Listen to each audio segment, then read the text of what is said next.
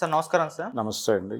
Sir 'Balakrishna' గారి 'Daaku Maharaj' cinema నుంచి 'దబిడి దిబిడే' song ఒకటి రిలీజ్ అవ్వడం మనం చూసాం సార్. అయితే అందులో ఉన్న స్టెప్స్, ఆ భంగిమలు కాస్త అభ్యంతరకరంగా ఉంది, ఇబ్బందికరంగా ఉందని చెప్పేసి నెటిజన్స్ నుంచి అయితే విమర్శలొస్తున్నాయి సార్. అంతకుముందు వచ్చిన 'ఫీలింగ్స్' సాంగ్స్ కూడా ఇదే రెస్పాన్స్ వచ్చింది. అంతకుముందు వచ్చిన రవితేజ గారి 'మిస్టర్ బచ్చన్‌లో' 'వీణా' సాంగ్‌కి కూడా ఈ విధంగానే రెస్పాన్స్ వచ్చింది. అంటే నెటిజన్స్ నుంచి ఇటువంటి స్టెప్స్ ఎందుకు చాలామంది తీసేయండి బాబు, అది చాలా చూడ్డానికి ఇబ్బందికరంగా ఉందని కూడా అంటున్నారు సార్. మీ ఒపీనియన్ ఏంటి సార్ వాటిపైన?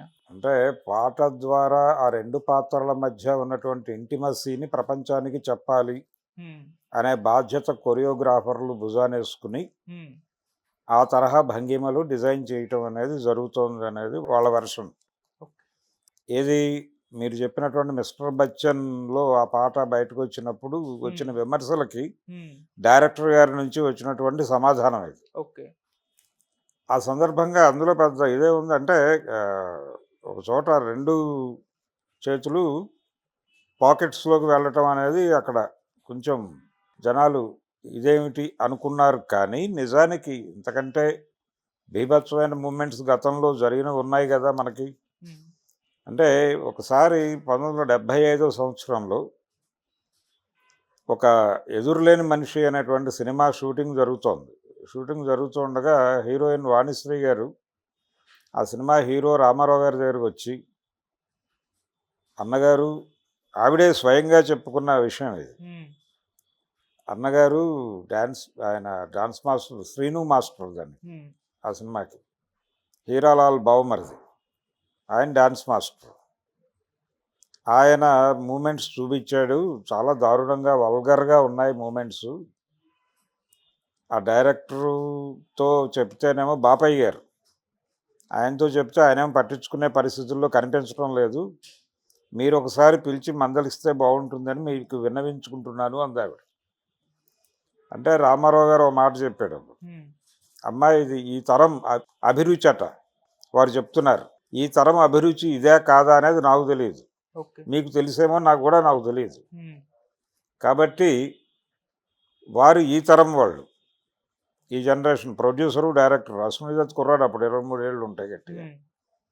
సో, వాళ్ళు ఈ జనరేషన్ కాబట్టి వాళ్ళు చెప్పింది నమ్మటం తప్ప మనం చేయగలిగింది ఏమీ లేదు. హ్మ్. ప్రస్తుతం ప్రజలు ఇలాంటివి చూడటానికి సిద్ధపడుతున్నారు, లేదు ఇష్టపడుతున్నారు అనుకుంటే, ఈ ఫీల్డ్‌లో ఉండాలనుకుంటే అవి చేయాలి అనివార్యం. కాబట్టి ఒకవేళ మనకిష్టం లేకపోతే మానేయటమే. అంతకుమించి మార్గం లేదు. ఇదే ఉంటాయి ఇక. ఇవే చేయాల్సొస్తుంది ఉండదలుచుకుంటే. హ్మ్.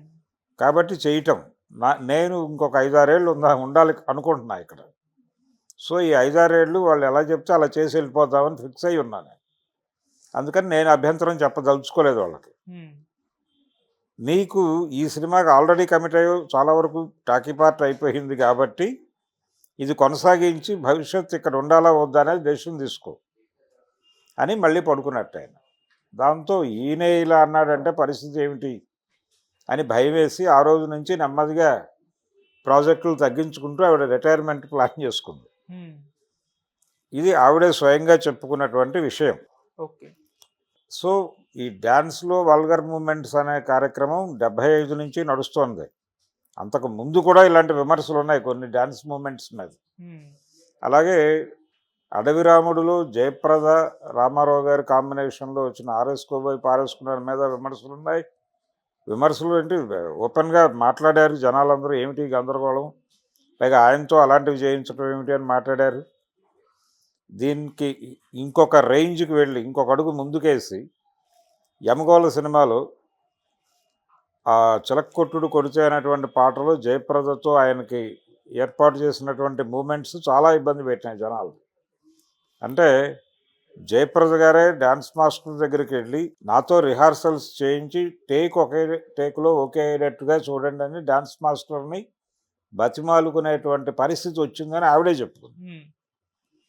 అందులో కొడతాడాయన. కొడతాడు, తంతాడు, రకరకాలుగా నడుస్తుందది. ఇవన్నీ ఆయన అనుకున్నది కాదు. డిజైన్‌లో భాగం. డాన్స్ మాస్టర్ ఏది చెప్తే అది చేసేవాడు ఆయన నిర్మోహమాటంగా. ఓకే. దానిలో రాజీ పడే ప్రసక్తి లేదు. రామారావు గారికి ఒక పద్ధతుంది. హ్మ్. ఆయనేంటంటే తన సినిమాల్లో ఎవరిని వేలు పెట్టనివ్వడు. అవతల వాళ్ళ సినిమాలో ఈయన వేలు పెట్టడు. హ్మ్. అదే ఆయన పాలసీ. అందుకని వాళ్ళు ఏం చెప్పారో అది చేసేస్తాడు. అది ఎనర్జెటిక్గా చేస్తాడు. తన పూర్తి అంకిత భావంతో చేసేస్తాడు అది. అంతవరకే. ఆ తర్వాత వెళ్ళిపోయి తన మానాన్ని తను కూర్చుంటాడు. ఇది ఆయన ధోరణి. ఉమ్, ఆయనతోనే ఆకుచాటు పింద తడిసే చేయించారు కదా తర్వాత. ఆ తర్వాత డ్రైవర్ రౌండ్లో గుగ్గు గుగ్గు గుడిసుంది, వంగమాకు ఇలాంటి పాటల్లో మూమెంట్స్ ఏమిటి? సలీం మాస్టర్ అంటే ఆ రోజుల్లో చక్రవర్తి గారి సంగీతము, సలీం మాస్టర్ డాన్సు, రామారావు గారి స్టెప్పులు, ఇవి కదా సినిమాలను ఊపేసినాయి. వేటూరి గారి పాట, ఈ 4 ఉంటే సినిమాలు ఆడేస్తాయని అని తీసిన సినిమాలు చాలా ఉన్నాయి. ఆటగాడు ఇలాంటివన్నీ అలా వచ్చిన సినిమాలే. సో ఈ వల్గర్ మూమెంట్స్ అనే కార్యక్రమం మనకి చరిత్రలో చాలా కాలంగా ఉన్నవే, కొత్తవేం కాదు. అనేక సినిమాల్లో చూసాం. అంటే ఈస్థెటిక్స్ అనే పేరుతో కూడా ఇలాంటివి ప్రదర్శించిన సందర్భాలు ఉన్నాయి. ఓకే. అంటే నడుముని ఇలా పట్టుకుని వైలంతో అలా టచ్ చేసి ఇది ఈస్థెటిక్స్ అనుకోండి. ఈస్థెటిక్స్ కావచ్చుగాక, అది సౌందర్యాత్మకంగా ఉండొచ్చుగాక. దాన్ని సౌందర్యాత్మకంగా చూడకుండా వల్గర్ మూమెంట్గా చూసిన వాళ్ళు కూడా ఉన్నారు.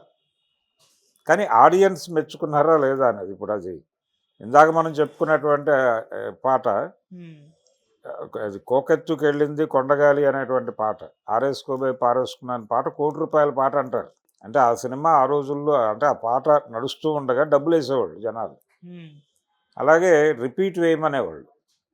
పాట అయిపోయిన తర్వాత మళ్ళీ వేయమనేవాళ్ళు, మళ్ళీ వెనక్కి వెళ్ళి వేసేవాళ్ళు. ఓకే. అన్ని చోట్ల, అన్ని సెంటర్లో, అది సంవత్సరం పాటు ఆడింది ఆ సినిమా.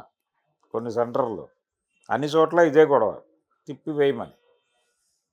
జనాలకు కనెక్ట్ అయింది. దానికి ఎవడేం చేస్తాడు? రాఘవేంద్రరావు గారు కూడా ఆశ్చర్యపోయాడు, ఇదేంటిది మనం ఇది ఏమవుతుందో అనే టెన్షన్తో తీస్తే ఇలా అయిపోయింది ఏమిటి పాట అని. డబ్బులు అంటే ఊడ్చే వాళ్ళకి పండగ. షో అయిపోయిన తర్వాత ఊడ్చే స్వీపర్లకి చాలా థియేటర్స్లో తట్టడి డబ్బులు దొరికేవట. ఇలాంటి సినిమాలు వస్తే బాగుండు అనుకునే వాళ్ళు అది అయిపోయిన మరుక్షణం ఎమ్మగోలు పడిపోయింది. అదే థియేటర్స్లో, సేమ్ థియేటర్స్, అదే లక్ష్మీ ఫిలిమ్స్, అదే థియేటర్లో, అదే అదే రామారావు. కాకపోతే ఇక్కడ హీరోయిన్ మారి, అదే జయప్రద కూడా. ఉమ్, అడవిరాముడిలో జయప్రద, ఎమ్మగోల్లో కూడా జయప్రద. ఓకే. అడవిరాముడి కంటే డోస్ పెరిగినటువంటి పాటలు ఇక్కడ. ఆ తర్వాత డ్రైవర్ రాముడు, కేడీ నెంబర్ 1, ఈ సినిమాలు అన్నిట్లోనూ అలాంటి మూమెంట్సే ఉంటాయి కదా. సో ఇది పాత సాంప్రదాయమే, ఇదేం కాదు, కొత్తదేం కాదు. తర్వాత ఆ మధ్య జయప్రద గారు ఒక ఇంటర్వ్యూలో జూనియర్ ఎన్టీఆర్ని అడిగారు, అది ఉంది యూట్యూబ్లో చూడొచ్చు. ఉమ్, యమదొంగ సినిమా షూటింగ్ జరుగుతున్నటువంటి రోజులు అవి, అయిపోయింది, రిలీజ్ అయిపోయిన టైం, కొత్త కావచ్చు. ఆవిడ ఒక చిలిపి ప్రశ్న అడిగింది ఎన్టీఆర్, బాబు ఆ పాట వాడారు, అమ్మగోళ్ళలో పాట వాడారు, దానిలో చిలకొట్టుడు కొడితే వాడారు, ఆ ఒరిజినల్ సాంగ్ మీ తాతగారు చేసినప్పుడు ఆయన పక్కన పేరు నేనే, ఆ కష్టం ఏమిటో నాకు తెలుసు, ఈ సినిమాలో హీరోయిన్ కూడా మీరు ఆ లెవెల్లో వేధించారా అని అడిగింది ఆవిడ ఓపెన్గా. ఉమ్, జయప్రదం అనేటువంటి ప్రోగ్రాంలో ఉంటుంది, అది చూడొచ్చు ఇప్పటికి. ఓ, అడిగితే ఆయన చెప్పాడు, లేదులేండి అంత లెవెల్లో లేదు, నేను కూడా తప్పదు ఏదో చేశాను దాన్ని మ్యాచ్ చేయటానికి, ఆ మ్యాచ్ చేయడానికి ఏదో కష్టపడ్డాను, కానీ అంత ఆర్గానిక్గా వచ్చిందని నేను అనుకోవడం లేదు అన్నాడు ఆయన ఉమ్, తెలివిగా. ఓహో అంది ఆవిడ. అది పరిస్థితి. అందుచేత అందులో భాగంగానే ఇవన్నీ, దీన్ని ఈస్థెటిక్స్ అనే అన్నాడు ఆయన ఆ రోజున. పాకెట్లో చేతులు పెట్టడం అనేది, దీన్ని బూతుగా చూడొద్దు, ఈస్థెటిక్స్గా చూడండి అనే పద్ధతిలో హరీష్ శంకర్ మాట్లాడాడు. ఆ తర్వాత బాలకృష్ణ మీద ఈ రకమైన మూమెంట్స్ వర్కౌట్ అవుతాయి, మాస్ స్టార్ కాబట్టి అనే ఉద్దేశం ఇప్పుడు డాకు మహారాజ్ పాట మీద జరుగుతున్నటువంటి చర్చల్లో. ఉమ్, ఇప్పుడు కృష్ణ గారు చేసినటువంటి పాటలు, వజ్రాయుధంలో శ్రీదేవితో చేసినటువంటి ఆ బుగ్గం మీద గోరుగిచ్చుడు ఎందబ్బా అనే పాట ఒకటి ఉంటుంది. ఆ పాటలో మూమెంట్స్ అవి కొంచెం ఇబ్బందికరమైన మూమెంట్స్ అయినప్పటికీ అవి సౌందర్యాత్మకంగా ఉన్నాయి అనే పద్ధతిలో చాలామంది మాట్లాడతారు. ఇప్పటికీ దాని మీద డిస్కషన్ ఉంది. ఓకే. ఇలాంటి వాటికి ఒక రకంగా ఆద్యులు తెలుగు సినిమా రంగంలో ఇలాంటి